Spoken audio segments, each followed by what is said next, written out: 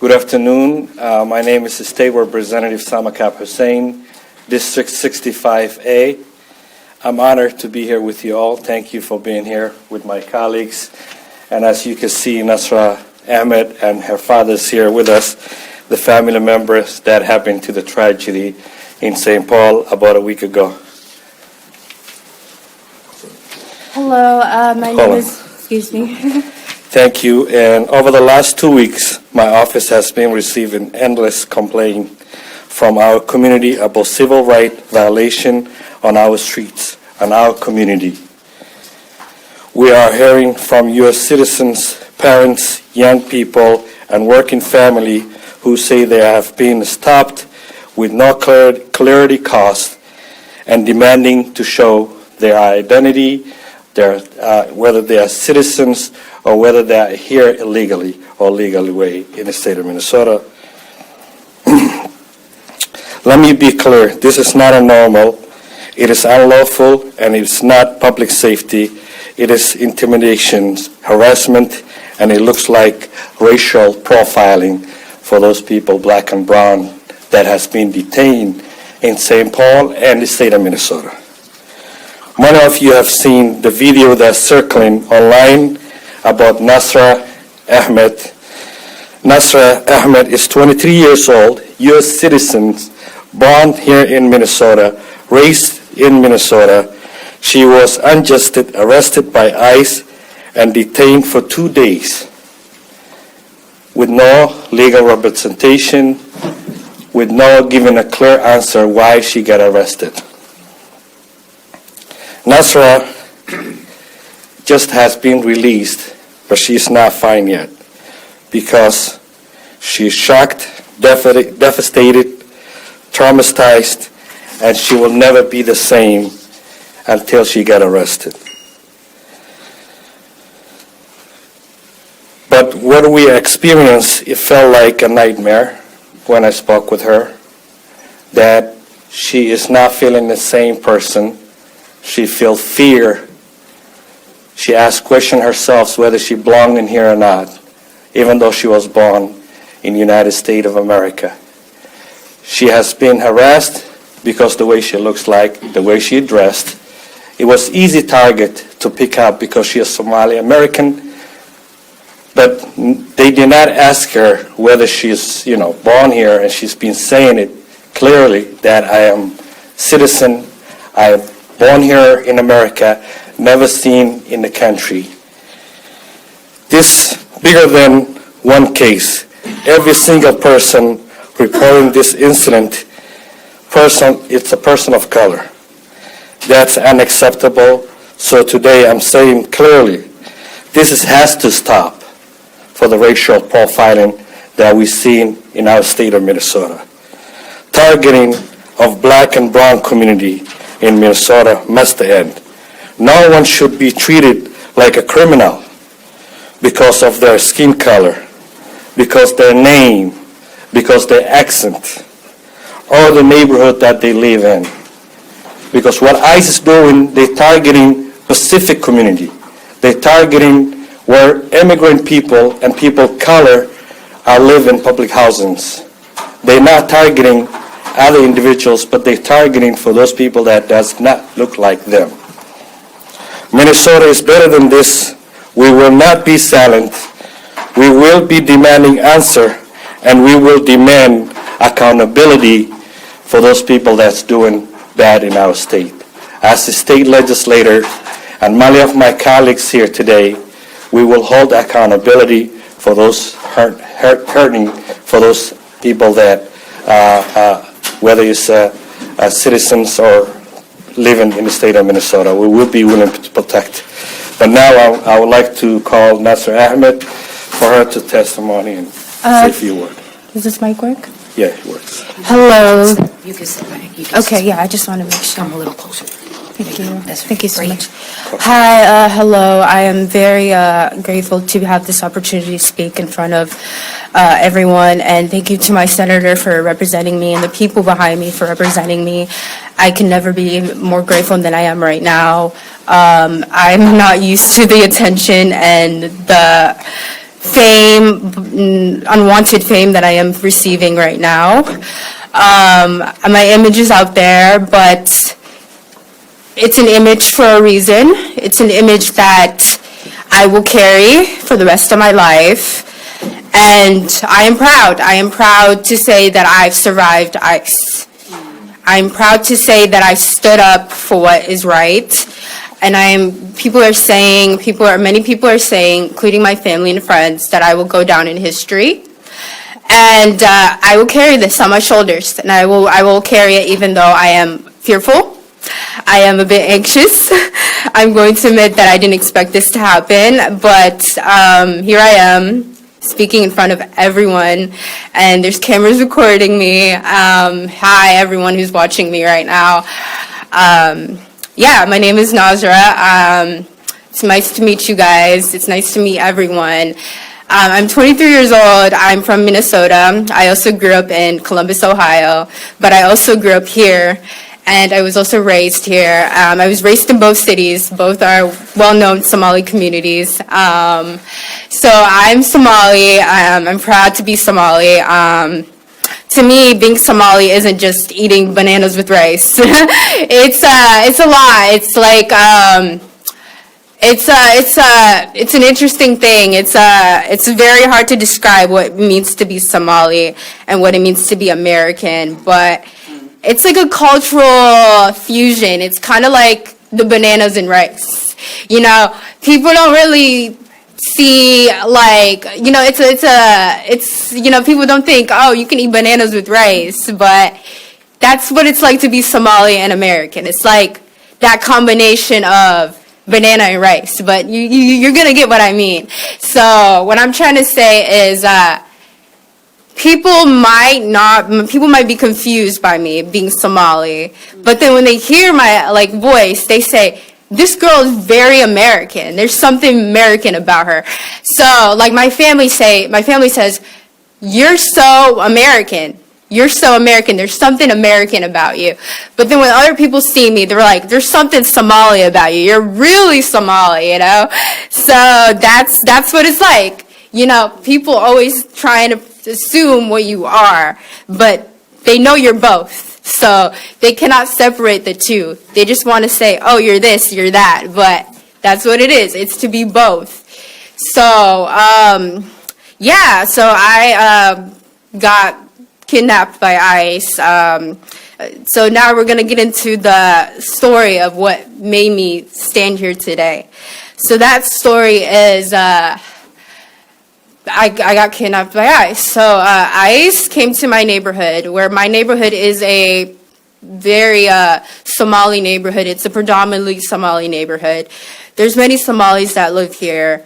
And they kidnapped me. They took me. They arrested and detained me for 2 days, and I was put in county jail. Then there was this ICE agent who called me a racial slur. So with my skin color and me being a black person, in America, I go through a lot. I see a lot. I've experienced a lot of things. I'm also Somali, and I'm going to say right now that even though people see me as Somali, I'm still a black person, and I can't separate the two. My skin is still dark. I'm still a black person, and I'm just a black person of Somali descent. My ethnic origin is Somali, but I'm black. I'm a person who's black under America. So I still experience racism. I still experience many things that black Americans face. And the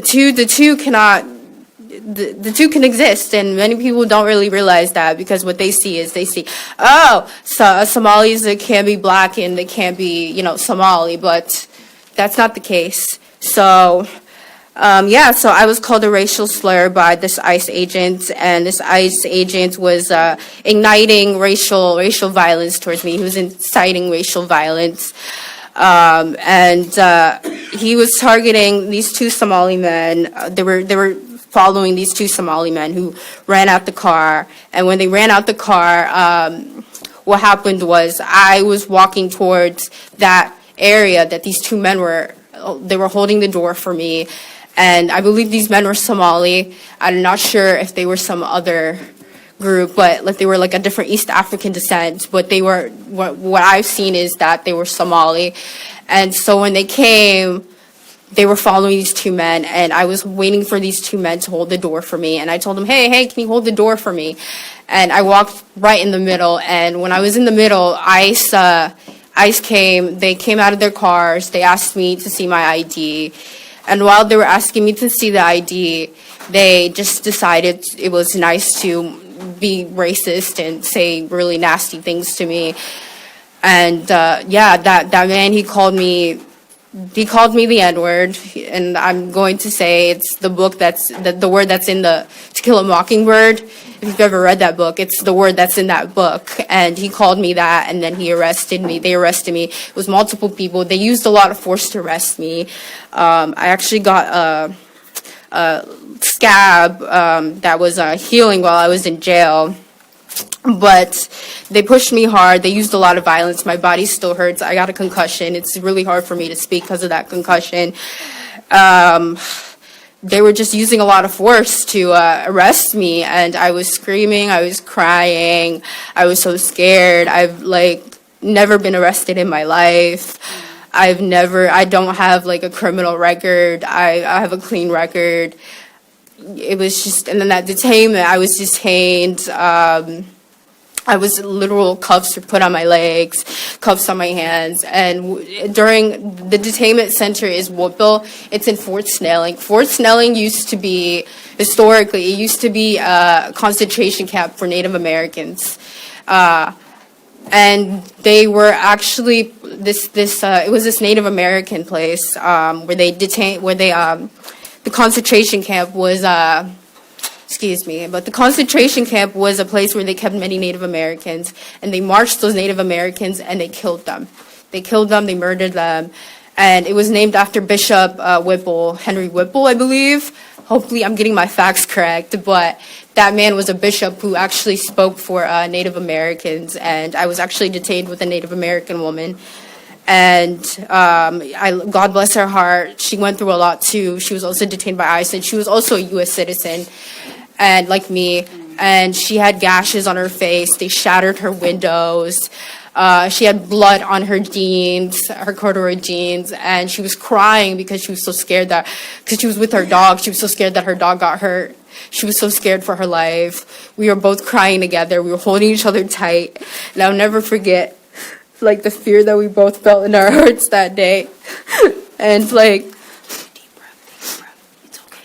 You did enough, okay? Mm-hmm. Take a deep breath. Okay. I'm so sorry if I'm getting a little emotional, but take some time. It's okay. You've done enough. Okay. Thank you. okay, I'm so sorry. Wait, let's take a break. Yeah. Let's bring her down. We're just going to call her dad to say exactly what he knows so far. I'm fine. I'm so sorry. You're fine. No. Sorry, she got a little bit emotion, but I got emotion. My name is Muhammad Ahmed.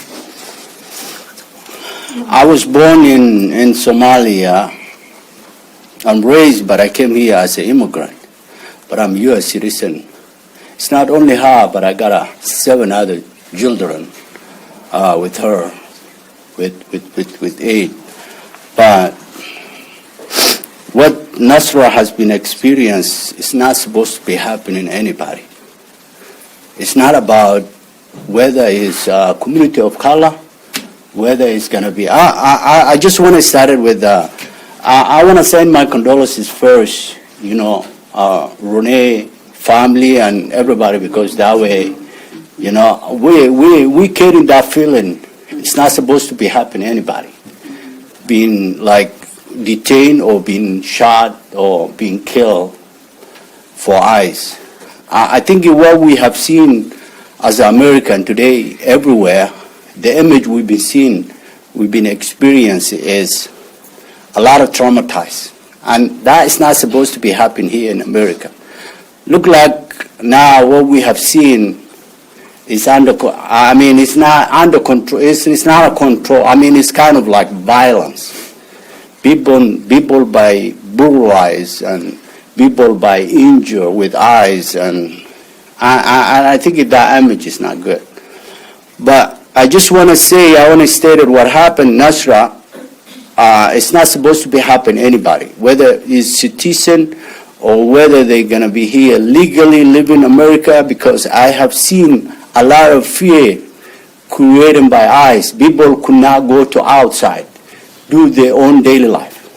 They cannot go to shop, they cannot go to work, because people got fear because of how ICE brutalize people, how they, treat, like a lot of mistreatment out there we haven't seen. The image we've seen is not good. But what happened, Nasra, was she was doing her own daily life. She went out, she came back. They sitting at the parking lot, the Afton View apartment. That's where they sitting. That's where they station. Even the other night, 9 o'clock, every night, 9 o'clock, they've been sitting, waiting people to be victimized.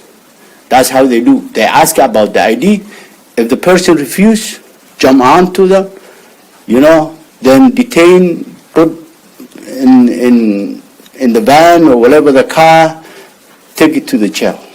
But what happened, Nasra, was not supposed to be happening. And they ask about her identity. What she stated, I wasn't there, but what she stated, she provided to them. But they're not satisfied because how she looked. Then they tried to detain, maybe she resisted, I'm not sure. I wasn't there, but the video is there. When she resisted, they arrested anyway. They put her in jail, I could not find it. The word is spread around the community, she detained, I'm not sure where to follow. There also other issue, the other problem I've been raising today, and the people in America can hear is, ICE, they don't have a place to call even if they detain anybody. It's like, if you be like in the middle of nowhere. Then I talked to Samakab. I'm glad everybody here today. I'm so appreciative. I mean, I talked to representative of Samakab. Then he's the one who helping me out, where to find. And that's where we locate. That's when we located. She's in jail of, I think it was Shelburne County Jail. That's where she located. That's where they put her. They kept her 2 days. They released her. But when she got home, we saw it, she got injured. She got a head concussion. She also got some other bruises on her legs. And she's still feeling like, the way they handcuff, she's still feeling like her hands pain.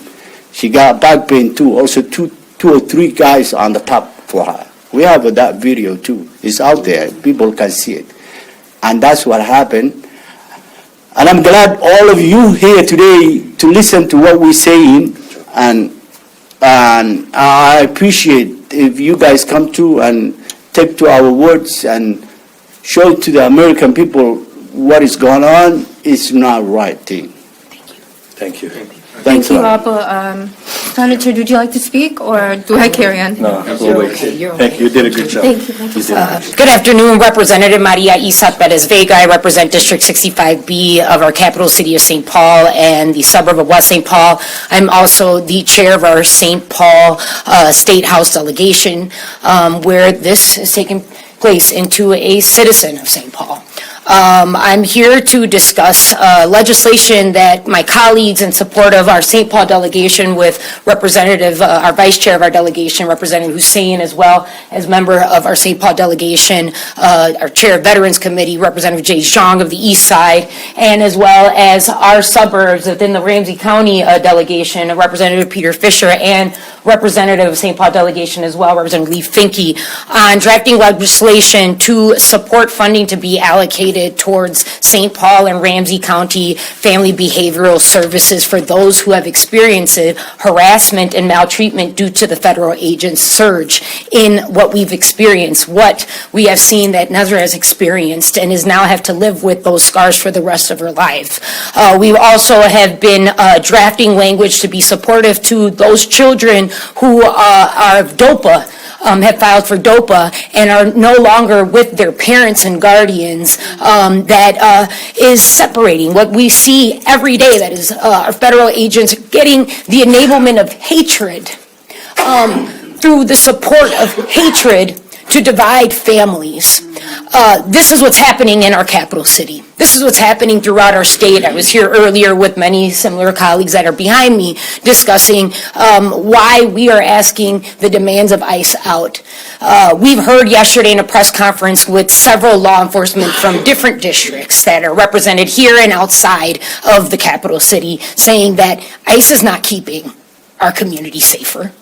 Our communities are actually experiencing violence, kidnappings, abductions.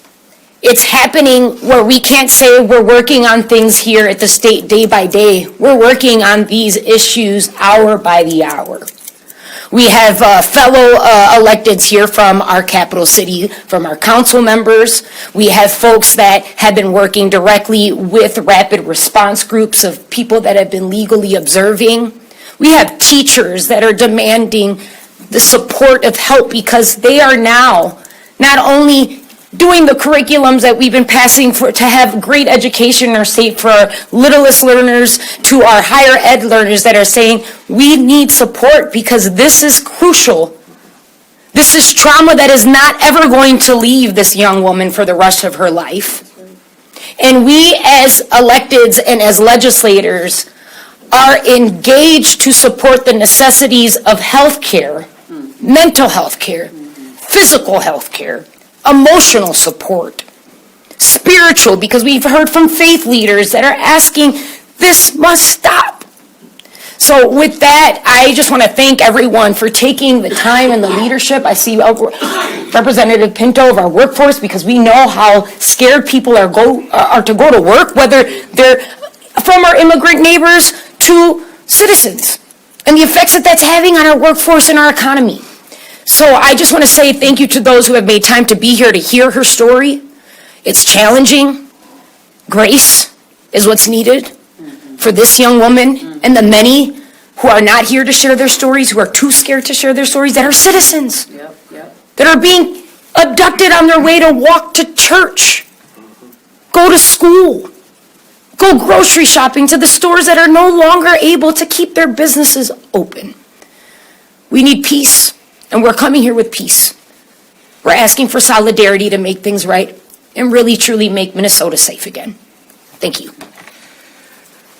I would like to also echo that what happened to Nasra, not only, but I've been getting a lot of other calls, the individuals that has been taken from Minnesota and taken to Fort Snelling and then transferring to Houston, Texas. And then they find out they are legal here to stay United States, and they take their belonging and they let them go with no cell phone, with no identifications, and in the street of Texas. State that they have never seen, never been. And this has to be end. It's unacceptable. It's kidnapping for those people that here legally. We're not defending for those people that, does something wrong or, getting to, but we protecting for those individuals that are here, that live in, they are our neighborhoods, they are our co-workers, they are making difference in the state of Minnesota. This is hurting our economy. And as Representative Vega said, we have to have a peace. And it's enough, it's enough. Have you seen a lot of people are protesting because they are demanding for justice? Thank you. Thank you. At this time, we'd like to open up for any questions that the press and public may have. But not for Nasra, out of due respect for her emotional well-being. There was a federal order Friday saying that ICE can no longer use chemical irritants, can no longer do traffic stops, a bunch of stuff seemingly curtailing what ICE agents can do. Have any of you noticed any change in how ICE agents have behaved since that order? Sorry, excuse me. I guess I didn't see that. Good afternoon, State Representative Mahmoud Noor. I think you've heard from my colleagues.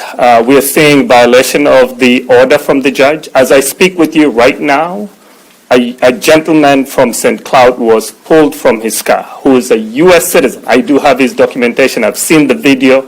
I know that he was pulled from a car that he was driving on the streets without any targeted process. So ICE is violating what the orders of the judge as I speak to you. They're doing many things right now in South Minneapolis as we speak. We have to follow the rules. We have to follow things that are established through the legal system. We have that separation that needs to be respected. And I can tell you that, no, they're not respecting the order that came from the judge. What further action could you take then, maybe, if they're not following it? Representative Dave Pinto from St. Paul. We're aware that there are a series of lawsuits relating to the actions of ICE in our state, and we will have. And I know that the judge, that same judge who issued the order on Friday, is receiving information, or future orders and further orders are expected. So I'll say also, though, it's important that we all, as the people of Minnesota, recognize experiences like what Nasra experienced and others as well, and make it clear to everyone involved that that is completely unacceptable in our state and in our country. Unacceptable, full stop. Thank you. Sounds like we're hearing story after story of American citizens being detained. That doesn't seem to be something that ICE is at least publicly keeping track of from a data perspective. Is anyone within the Capitol or anything along those lines trying to keep a comprehensive list? I spoke with our county attorney, our Ramsey County Attorney John Choi this morning, who has expressed, call 911, report to your police, create documentation so that it is filed, so that we can have that data and that we can utilize that data to continue to protect our state. And so please don't eliminate from calling 911. You contact 911, and our Attorney General has some messages that Representative Noor can address as well. So there's a portal that has already been created by the Attorney General, and so we are asking anybody whose rights, their constitutional rights have been violated, they need to do that documentation by uploading the information that they have to that portal.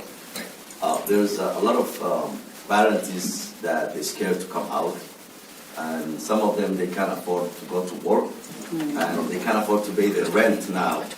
And the month is over. So is there somebody can help them, or you guys, anything that you guys prepare to help those people because they're scared to go out? We do that, yeah. Hello, everyone. Anika Bowie, St. Paul City Council, Ward 1. So today, during our City Council meeting, the Council has committed to passing a letter to Governor Walz to actually mandate put into effect a moratorium on evictions. We all know that in the midst of this crisis, it's so hard for our landlords and our tenants to even think about rent, think about going to school, thinking about going to work, how to make ends meet. We also are going to be following up with some emergency assistance to help with businesses and also help people with payroll because that's so important. We all know with this times we need a strong economic security blanket to help our loved ones get through. Thank you. It sounds like each of the representatives has heard from multiple people who have been detained in recent weeks. Can you speak to what you're hearing about the conditions at the Whipple building for folks who are taken by ICE?